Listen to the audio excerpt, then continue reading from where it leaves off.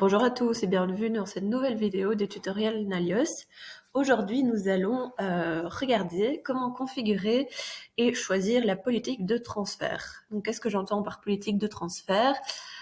Si nous sommes dans une situation où vous êtes une entreprise qui livre à vos clients des biens stockables, vous pouvez décider de vouloir livrer la commande lorsque une seule partie des biens commandés sont disponibles.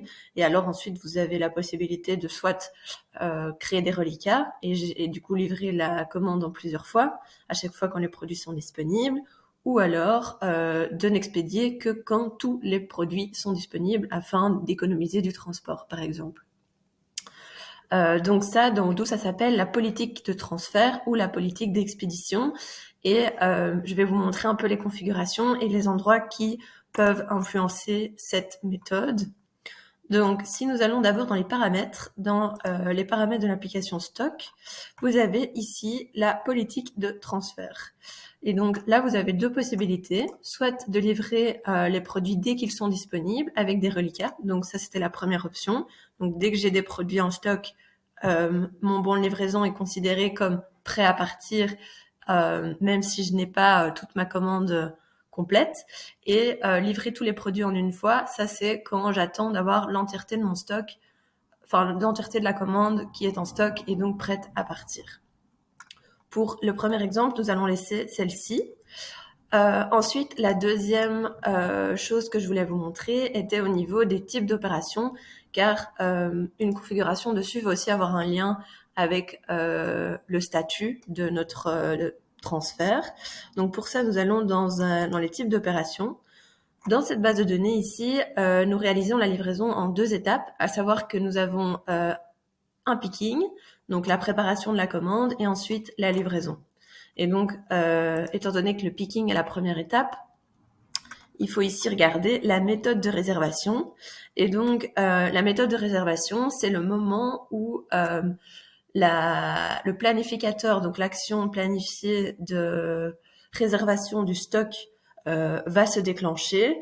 Et donc, ici, la configuration dit que un jour avant la date prévue du transfert, le planificateur va allouer au stock, au transfert, les stocks disponibles. Si vous auriez mis à la confirmation, c'est-à-dire au moment où vous confirmez la commande et que le bon de picking est créé, alors là, il réserve directement. Et donc, ça, c'est en fonction de votre fonctionnement que vous pouvez sélectionner ceci. Maintenant que vous avez vu tout ça, on va réaliser une vente. Donc, je vais réaliser ici une vente pour mon client dans lequel je vais vendre des bureaux customisables qui sont en stock, donc acier et blanc. Et donc, si on regarde ici, j'ai 43 unités disponibles. Et je vais également, mon client souhaite un bureau de coin qui, lui, n'a pas de stock disponible. Il y a une commande d'achat qui est prévue et qui va bientôt arriver. C'est censé être arrivé aujourd'hui, mais ça n'est pas encore arrivé. Donc ici, je vais confirmer ma commande. Et donc, de par le fait que j'avais sélectionné la politique de livraison dans les paramètres, on peut voir qu'elle est également indiquée ici. Et donc, aussi vite que possible, est la traduction de la politique de transfert livrée une fois que j'ai une partie des disponibles et potentiellement créer des reliquats. Ici, vu que j'avais pas mis de date de livraison, il m'a mis par défaut la date d'aujourd'hui. Et donc, si je vais ici, je vois que le statut de mon transfert picking, qui est ma première étape, est déjà en prêt. Et si je clique dessus, en fait, on peut voir que je n'ai qu'une ligne de réservée, à savoir le produit que j'avais en stock. Par contre, mon bureau customisable, lui, n'est pas en stock, donc mon produit ne sera pas livré dans cette fois-ci. Et donc ici, si je décide de valider ma livraison, Odoo va me demander si je souhaite ou non créer un reliquat.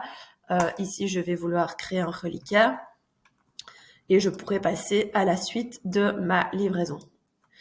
Bon, on va s'arrêter ici pour notre exemple et je vais vous montrer maintenant l'autre possibilité. Donc ici, maintenant, je vais dupliquer cette commande et je vais, pour cette vente uniquement, choisir que lorsque tous les produits sont prêts. Et je vais sélectionner la date du jour manuellement. Tac. J'ai un petit message d'alerte parce que j'avais fait des configurations sur mes produits, notamment avec des délais de livraison. Et ici, je confirme. Et donc, ici, quand je vais sur mes transferts, à la différence de la situation d'avant, donc à savoir qu'il y avait la même date de livraison, et la seule différence que nous avons était la politique de transfert, et que du coup, étant donné que je n'ai pas tous mes articles qui sont en stock, eh ben, mon statut reste en attente, car on attend d'avoir l'entièreté de mes produits en stock.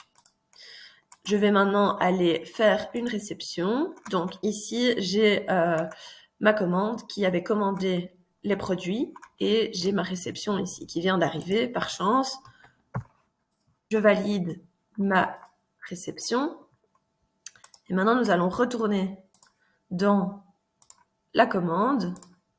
Et là, on peut voir que maintenant, j'ai ma réception. Mon statut vient de changer en prêt. Et c'est parce que j'ai l'entièreté de ma commande qui est en stock. On se retrouve bientôt pour de nouvelles vidéos.